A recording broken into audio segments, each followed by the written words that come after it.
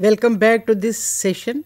To discuss this topic, we have our own faculty, Dr. Rita Devi, who is Assistant Professor, Senior Scale in School of Health Sciences.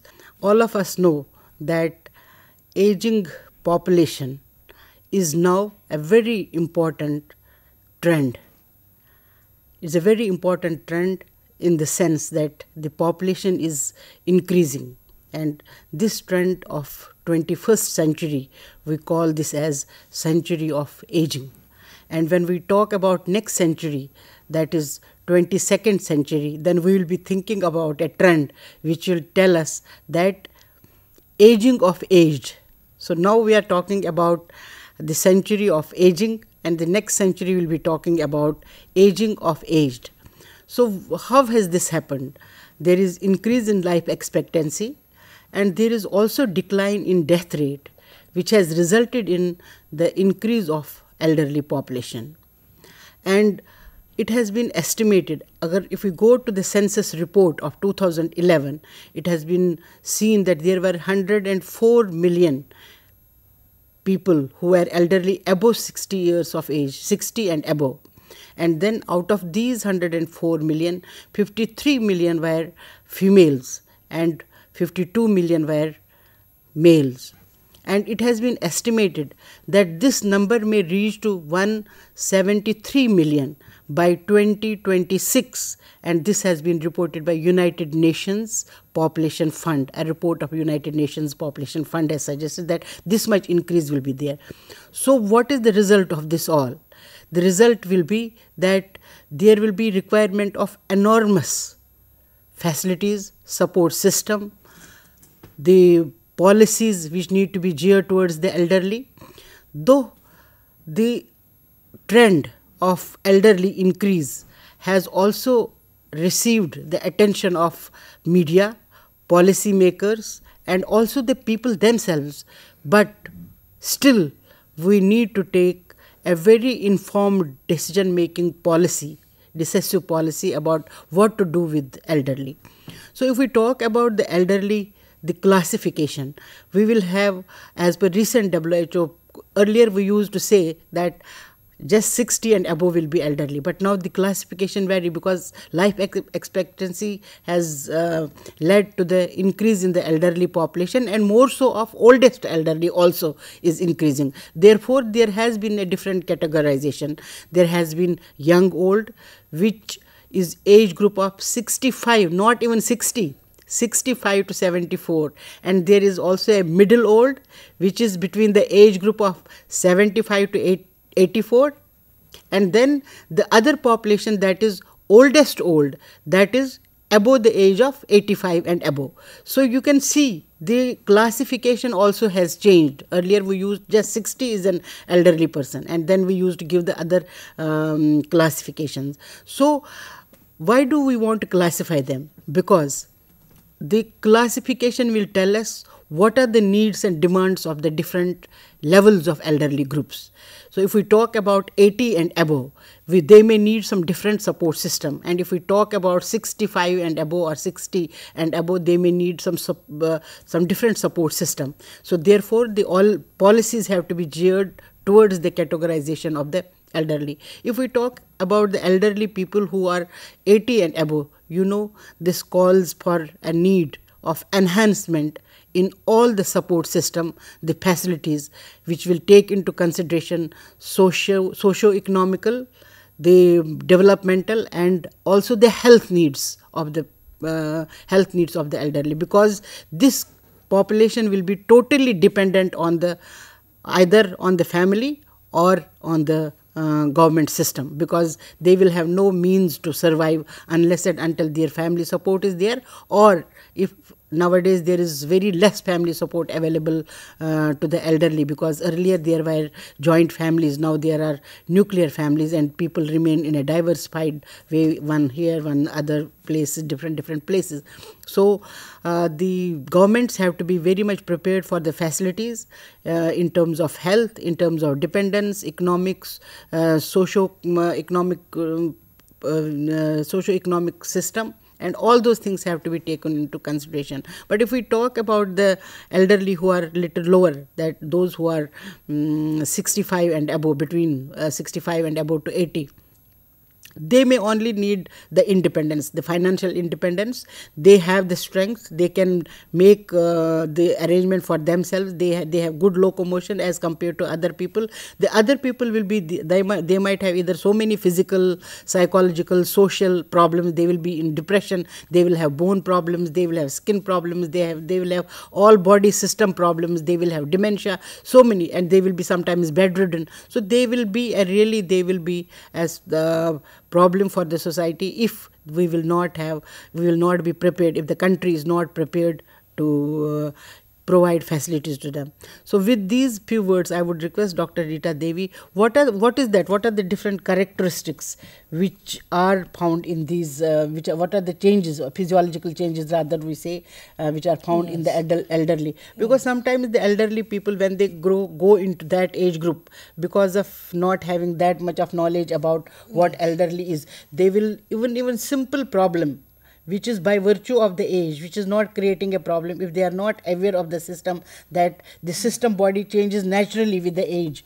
So if they are not aware, so they, with a small problem, they can create problems for themselves and also problems for the family. So what are this some changes which are normally occurring due to the age, and what are the abnormal changes which take place in the elderly, which we call as sick elderly? Yes, thank you so much, madam.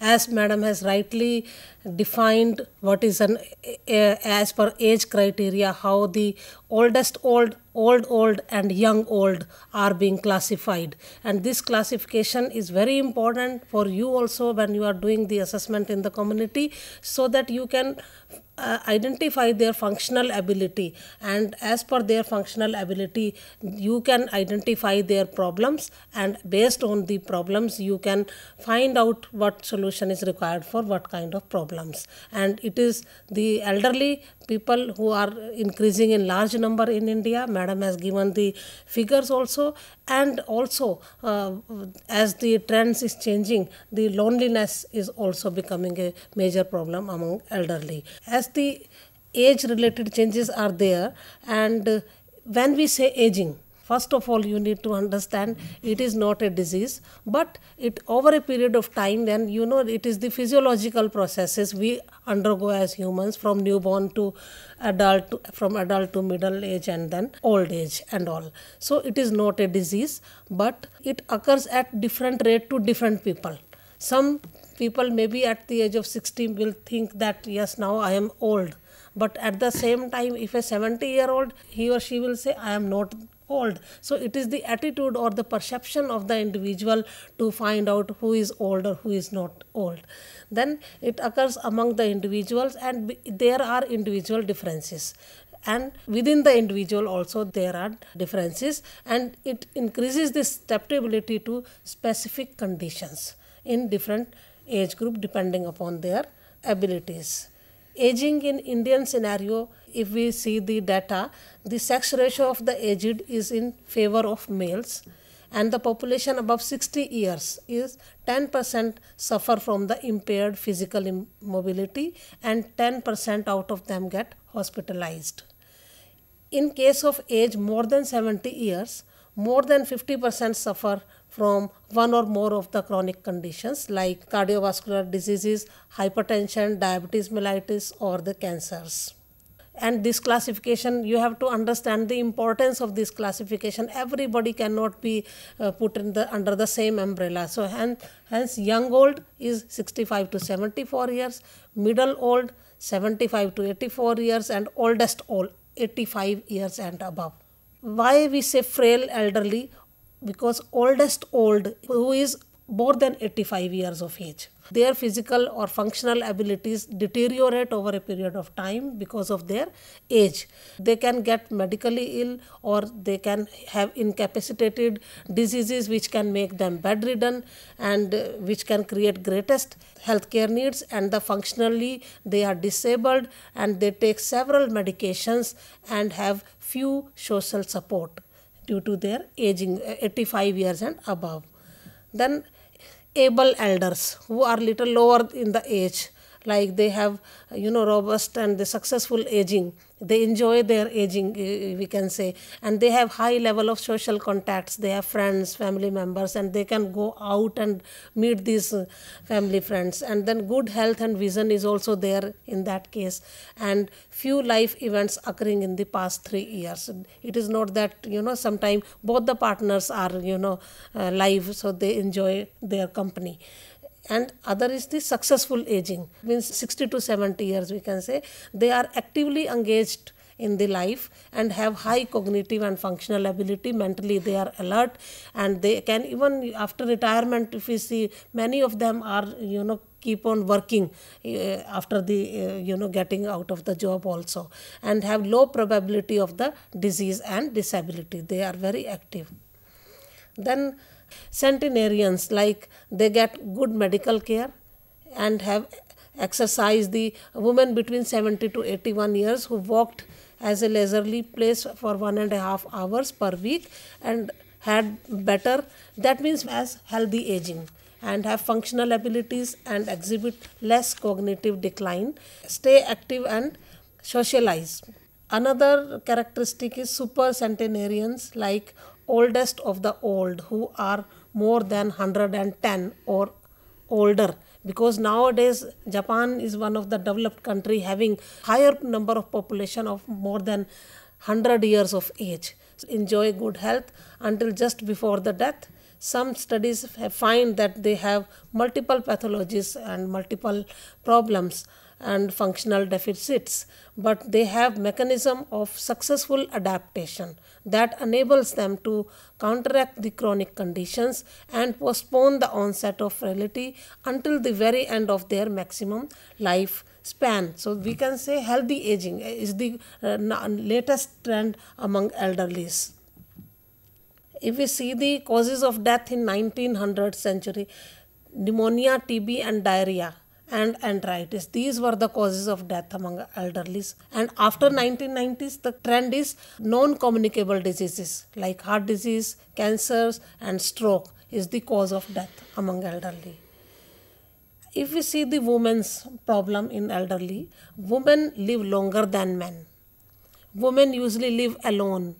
Women have decreased financial resources as they age, and this is the sandwich generation, we can say.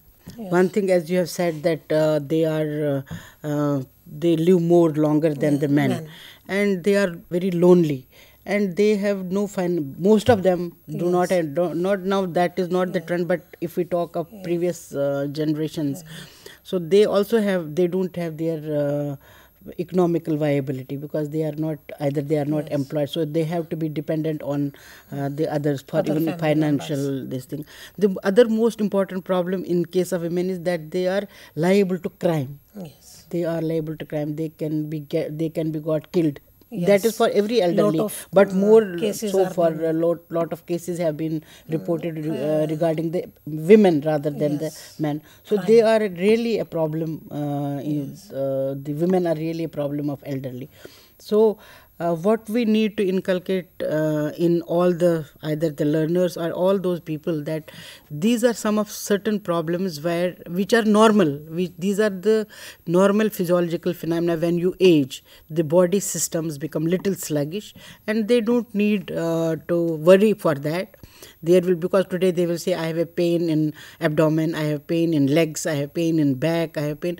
These are all normal physiological changes which take place with the age, but they need to be prevented. Because what happens, we were talking about the emotional care is very, very important, because if they are not having any support, they will get more sick, because they will have more depression, they will have more dementia, and they will not be able to work. So it's very, very important that you maintain their emotional health. That is very important, and the youngsters have to be trained for that, because they have to be trained in terms of taking care of the elderly by any means, because if you send them to the old age homes, that also is not going to help them unless and until they are being taken care of properly, and these homes are also not monitored so very well where they can look after the problems of the elderly. The other most important area which has to be taken care of in these elderly people is that you have to involve them. Whatever minimum they can do, you have to involve them in activities of daily living, involve them in the day-to-day work. And if you don't involve them, they will become more sedentary, and their body functions will be more sluggish.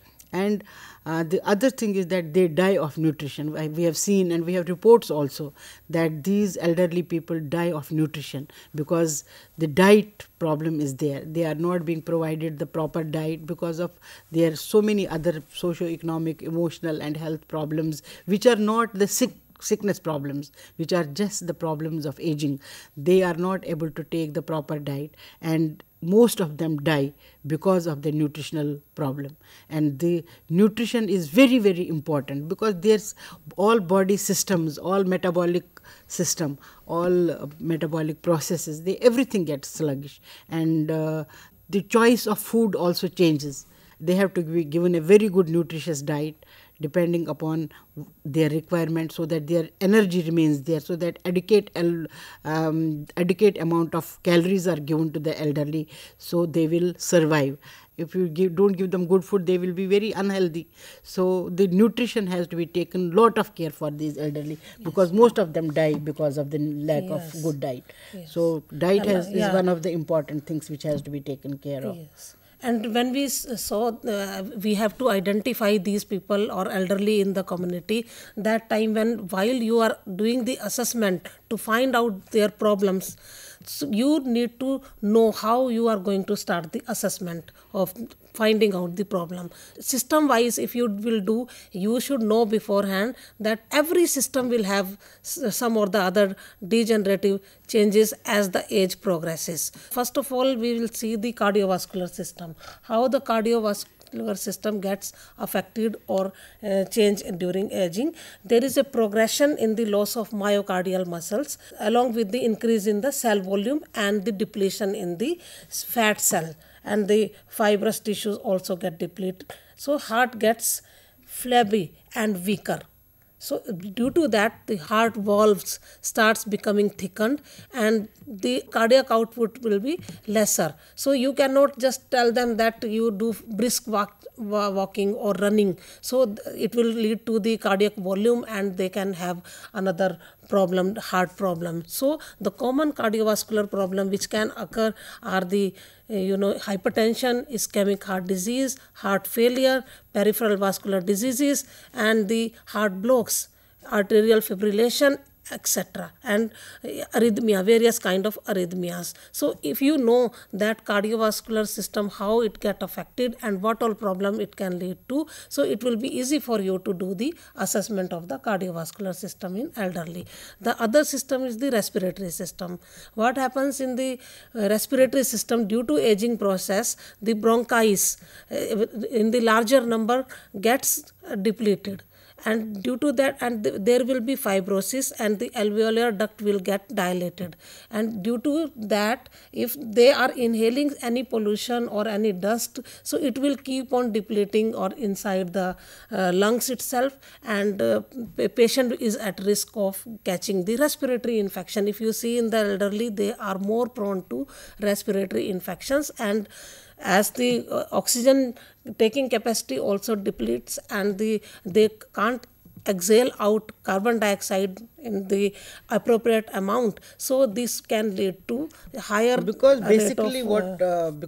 basically these elderly people are more prone to asthma and respiratory infections. Yes. So that leads to more problems in the respiratory system, and then vice versa, it affects the heart, it affects the other problems. So one by one you can do the assessment.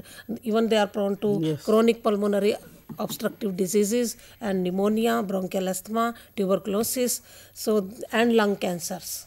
These are all chronic problems. These are all non-communicable disease problems. Thank you very much, Dr. Rita, for giving a very great detail about care of elderly.